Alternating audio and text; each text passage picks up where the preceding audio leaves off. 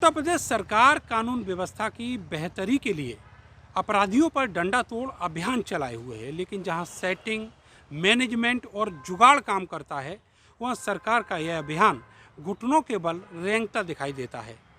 आज आपको बताते हैं उत्तर प्रदेश के एक घोषित स्टेट माफिया की कहानी, जिसे कोई और नहीं, खुद पुलिस के अधिकारी संरक्षण देकर बचाए हुए हैं। यह स्टेट माफिया है विनय त्यागी, मुजफ्फरनगर का गैंगस्टर विनय त्यागी, जिस पर बीते 2 साल में ना तो इनाम बढ़ा और ना ही उसकी संपत्तियों पर बुलडोजर चल सका है। मुजफ्फरनगर और मेरठ की पुलिस कई बरसों से विनय त्यागी की तलाश कर रही है। उसके सिर पर महज 25,000 रुपये का इनाम है।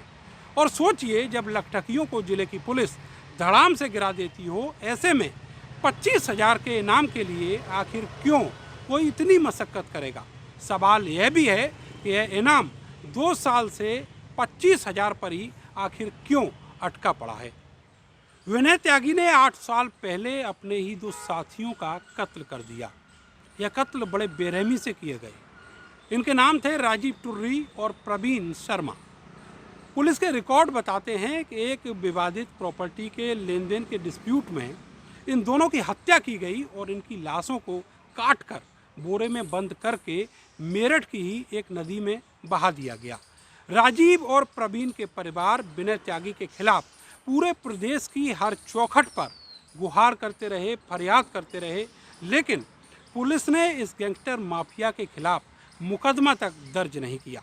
2 साल पहले एडीजी मेरठ ने इस केस की जांच कराई तो पता चला कि विनय त्यागी उत्तराखंड एसटीएफ के इंट्रोगेशन में इन दोनों की हत्या का कबूलनामा दे चुका था। कत्ल हुए थे और सबूत भी था, लेकिन 6 साल तक पुलिस के अफसर इन सबूतों की अनदेखी करके विनय त्यागी को बचाते रहे। एडीजी के आदेश पर दोनों कत्लों के मामले में मेरठ के ब्रह्मपुरी थाने में मुकदमा दर्ज कर लिया गया। विनय त्यागी ने इस केस से अपना नाम निकलवाने के लिए खूब जोर लगाया, लेकिन मेरठ एडीजी लगातार पुलिस की जांच पर निगरानी रखे हुए थे। फरार हुए विनय त्यागी के सिर पर काफ़ी मशक्क़त के बाद 25,000 का इनाम रखा जा सका, लेकिन बीते 24 महीनों से इस इनाम की रकम 1 रुपया भी नहीं बढ़ सकी है। विनय त्यागी का कुर्की वारंट उसके घर की चौखट पर चस्पा करने भर में पुलिस को 20 महीने से ज़्यादा का वक्त लग गया। एक फौरी कार्रवाई हुई और फिर से पुलिस के अफसर चैन की चादर तानकर सो गए। हैरत की बात तो ये है कि मेरठ पुलिस ने इस केस में विनय त्यागी के पैतृक घर पुरकाजी जाने तक की जहमत नहीं उठाई।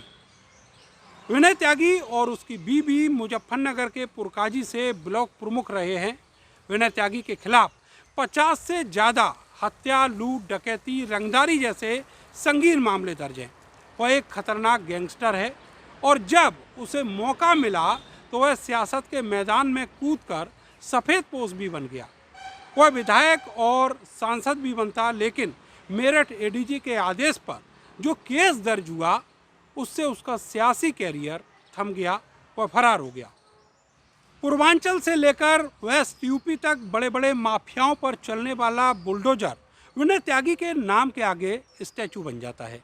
यूपी पुलिस के सुपर कॉप्स उसके नाम सुनकर हाथ बांध लेते हैं और कानून व्यवस्था की समीक्षा बैठक में उसके नाम के आगे पुलिसिया एक्शन एक कदम भी आगे नहीं बढ़ पाता।